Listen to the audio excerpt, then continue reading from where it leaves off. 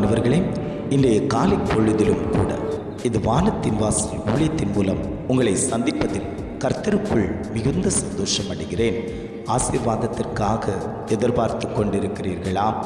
என்னை ஆசீர்வதிப்பதற்கு யார் இருக்கிறார்கள்? நான் ஆசீர்வாதத்தை நோக்கி ஓடிக்கொண்டிருக்கிறேன்.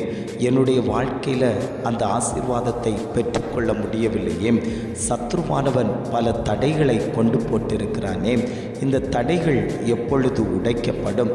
நான் பெற்றுக்கொள்ள வேண்டிய ஆசீர்வாதத்தை சுதந்திரமாய் பெற்றுக்கொள்வதற்கு யார் எனக்கு உதவி செய்வார்கள் என்று தேவ சமூகத்தில் வரத்தும் போக்குமாய் வந்து கொண்டிருக்கக்கூடிய அநேக ஜனங்கள் உண்டு. ஆண்டவர் அந்த ஜனங்களை பார்த்து சொல்லுகிறார், நீங்கள் ஆசீர்வாதமாய் இருப்பீர்கள், நான் உங்களை ஆசீர்வதிப்பேன் என்று இன்றைய காலை பொழுதில் ஒவ்வொரு குடும்பங்களையும் பார்த்து ஆண்டவர் வாக்கு கொடுத்து கொண்டிருக்கிறார். இன்றைய காலை பொழுதிலும் கூட ஆண்டவர் நமக்கு தரக்கூடிய நல்ல வார்த்தை என்னவென்றால், ஆதியாகமம் 12ஆம் அதிகாரம் 2ஆம் வசனம் இவ்வாறாக சொல்கிறது, உன்னை ஆசீர்வதித்து உன் பெயரை பெருமைப்படுத்துவேன், நீ ஆசீர்வாதமாய் இருப்பாய். வசனம் இவ்வாறாக சொல்லுகிறது, உன்னை ஆசீர்வதித்து உன் பேரை பெருமைப்படுத்துவேன், நீ ஆசீர்வாதமாய் இருப்பாய். ஆண்டவர் குடும்பங்களை பார்த்து சொல்லுகிறார், நீ ஆசீர்வாதமாய் இருப்பாய் என்று இன்றைய காலை பொழுதில் ஒவ்வொரு குடும்பங்களையும் பார்த்து ஆண்டவர் வாக்கு கொடுத்து கொண்டிருக்கிறார்.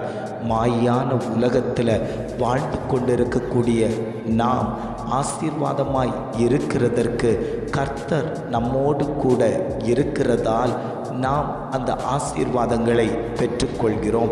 சத்ருவானவன் பல வழிகளில் நம்மை நெருக்கி கொண்டிருக்கலாம். இந்த ஆசீர்வாதத்தை தடை பண்ண வேண்டும், இவனுடைய மேன்மையை தடை பண்ண வேண்டும், இவனுடைய வளர்ச்சியை தடை பண்ண வேண்டும் என்று பல தடை கற்களை உங்களுக்கு முன்பாக கொண்டு வைத்திருக்கலாம். இந்த தடைகளை என்னால் உடைக்க முடியவில்லை, இந்த தடைகளை தாண்டினால்தான் அந்த லெக்கை நோக்கி என்னால் போக முடியும்.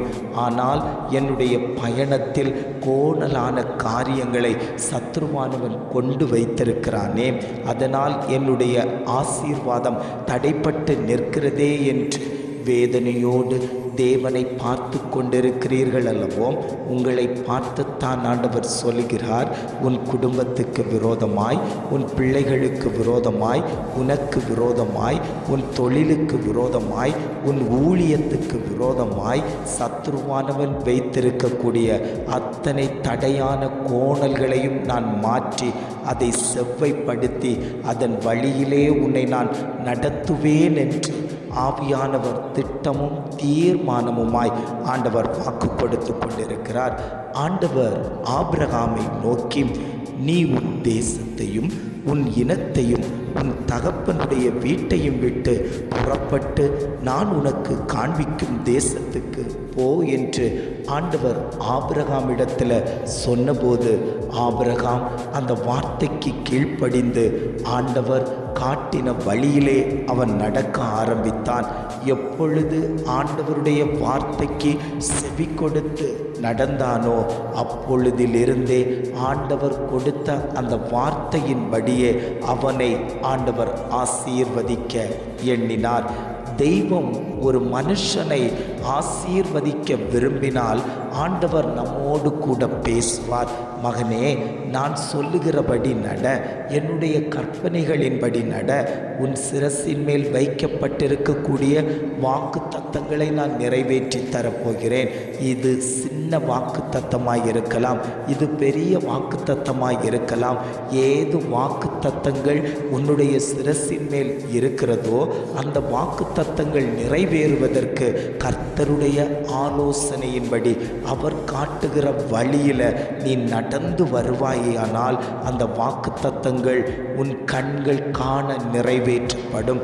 இதைத்தான் ஆண்டவர் ஆபிரகாமை அழைக்கும் போது சொல்லுகிறார், நீ நான் காண்பிக்கும் தேசத்துக்கு போ, நான் உன்னை பெரிய ஜாதியாக்கி உன்னை ஆசீர்வதித்து உன் பேரை பெருமைப்படுத்துவேன். நீ ஆசீர்வாதமாய் இருப்பாய். உன்னை ஆசீர்வதிக்கிறவர்களை ஆசீர்வதிப்பேன், உன்னை சபிக்கிறவர்களை சபிப்பேன். பூமியில் உள்ள வம்சங்களெல்லாம் உனக்குள் ஆசீர்வதிக்கப்படும் என்று ஆண்டவர் ஆபிரகாமோடு உடன்படிக்கை பண்ணினார். அந்த தெய்வம் எப்பொழுது ஆபிரகாமோடு உடன்படிக்கை பண்ணினாரோ அதை ஆண்டவர் ஆபிரகாம் கண்கள் காண நிறைவேற்றி கொடுத்தார். இன்றைக்கு ஆண்டவர் குடும்பங்களை பார்த்து சொல்லிக் கொண்டிருக்கிறார், நான் உன்னோடு செய்த உடன்படிக்கையை நான் நிறைவேற்றி தரப்போகிறேன். இத்தனை ஆண்டு காலமாய் சத்ருவன் உன்னை பிடித்து வைத்திருக்கலாம். அந்த சத்ருவின் பிடிக்குள் அகப்பட்டு வெளியில் வர முடியாதபடிக்கு பல நெருக்கங்களை கொடுத்து கொண்டிருக்கலாம். இந்த வாக்குத்தத்தத்தை, இந்த உடன்படிக்கையை என்னால் நிறைவேற்ற முடியாதபடிக்கு சத்ருவானவனுடைய போராட்டம் அதிகரித்து கொண்டிருக்கிறதே, இதிலிருந்து எப்பொழுது எனக்கு விடுதலை கிடைக்கும் என்று அனுதினமும் தேவனை நோக்கி அழுது கொண்டிருக்கக்கூடிய அநேக ஜனங்கள் உண்டு. ஆண்டவர் குடும்பங்களை பார்த்து சொல்லுகிறார், நீ பயப்படவே வேண்டாம். அந்த இருளின் அதிகாரத்தை உன் குடும்பத்திலிருந்து நான் விலக்கப் போகிறேன். நான் உன்னை ஆசீர்வதிப்பதற்கு என் கரம் சித்தமாயிருக்கிறது. என் கரத்தினால் நான் உன்னை தாங்கி உன்னை உயர்த்தப் போகிறேன். என்னுடைய வலதுகரம் பராக்கிரமம் செய்ய போகிறது. என்னுடைய வலதுகரத்தினால் நான் உன்னை தாங்கப் போகிறேன். மகனே, நீ பயப்பட வேண்டாம். உன்னை நான் ஆசீர்வதித்து உன்னை நான் பெருகவே பெருக பண்ணுவேன். உன் பெயரை நான் பெருமைப்படுத்தப் போகிறேன். உன்னுடைய பெயர் பிரஸ்தாபம் உண்டாகப் போகிறது.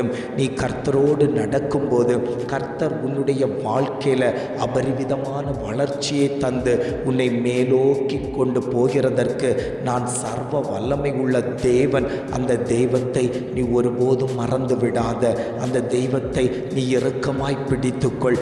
எத்தனை பேர் அந்த தெய்வத்தின் மேலே அதிக வாஞ்சையோடு, ஆண்டவரே நீர் என்னை ஆசீர்வதியும் என்று எத்தனை பேர் கேட்டுக்கொள்கிறீர்களோ அத்தனை பேருக்கும் ஆண்டவர் ஆசீர்வாதத்தை கட்டளையிடுவேன் என்று ஆவியானவர் வாக்கு கொடுத்து கொண்டிருக்கிறார். ஜெபிக்கலாமா? அன்பின் பரலோக பிதாவே, இந்த காலை பொழுதுக்காக நாங்கள் உம்மை துதிக்கிறோம், ஸ்தோத்தரிக்கிறோம். ஆண்டவரே, இந்த காலை பொழுதிலும் கூட ஆண்டவர் எங்களுக்கு தந்த நல்ல வார்த்தைகளுக்காக நாங்கள் உமக்கு நன்றி செலுத்துகிறோம். ஆண்டவரே, உன்னை ஆசீர்வதித்து உன் பேரை பெருமைப்படுத்துவேன். நீ ஆசீர்வாதமாய் இருப்பாய் என்று அழகான ஒரு வாக்கு தத்தத்தை தந்தீங்களே ஆண்டவரே. அந்த வாக்கு தத்தத்தின்படி என்னுடைய காரியங்கள், என்னுடைய சூழ்நிலைமைகள், என்னுடைய எல்லாவற்றையும் கர்த்தர் ஆசீர்வதித்து தரும்படியாய் நாங்கள் ஜெபிக்கிறோம். ஆண்டவரே, இதை கேட்டுக்கொண்டிருக்கக்கூடிய ஒவ்வொரு குடும்பத்தின் மேலேயும் தேவ பிரசன்னம் வெளிப்படும்படியாய் நாங்கள் ஜெபிக்கிறோம்.